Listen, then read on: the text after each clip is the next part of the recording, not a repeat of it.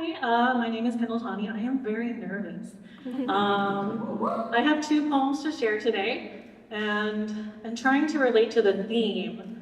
The first poem is called Wonder, and I live in the Eastern Sierra. There's lots of hiking, beautiful nature, and I always find that when I return to it on a hiking trail or just like looking at the Milky Way from like 10 minutes from my house, I feel so much better. And it's just like, it's a reminder to really not sweat the little things, even if I look at the little things. So this is Wonder.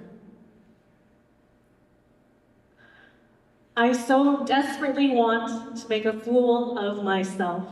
And by fool, I mean, I want to marvel at every growing blade of grass and withering weed I find in cracks of concrete as if they're the Sistine Chapel. I want to see the masterpiece that is the tiniest, most forgettable purple flower and engrave its existence into my mind so that I may look forward to its annual re-emergence even after it's been inevitably crushed. When I look up at the trees, it seems as if the world can't help but reach for one another. Patches of sky between spindly, leafy fingers, grasping, outstretched yearning, and I am reminded that it's possible even for us to do that too. And maybe that's just me being too naive. That connection is as simple as reaching.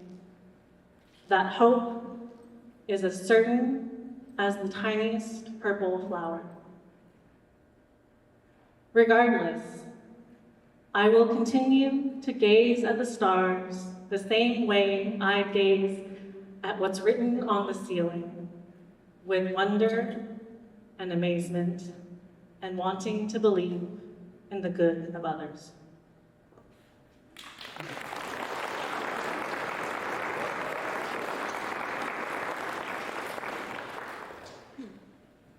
And my second poem is written about a dear close friend who passed away a couple of years ago.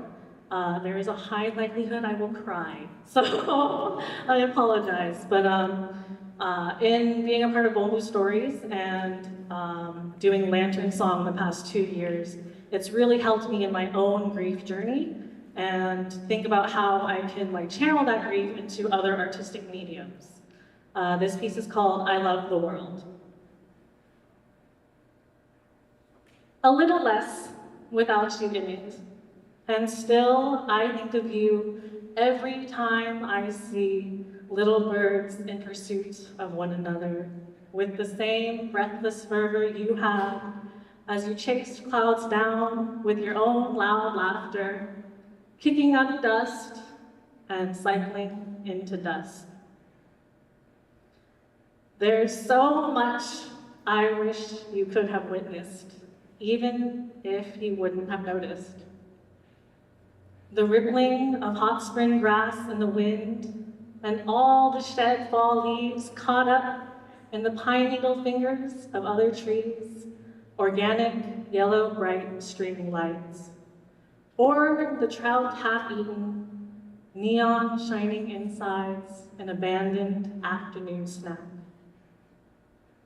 I wanted to share all my shitty work nights and all the people I've met who remind me of you so much that I laugh and cry in the same breath. I'll forever want to send you a postcard of these colors. I'll always wish you were here to hold these memories as if they were your own. But I know, somewhere, in the maybe mustard fields outside of Santa Cruz, is this moment 4.5 years ago tomorrow.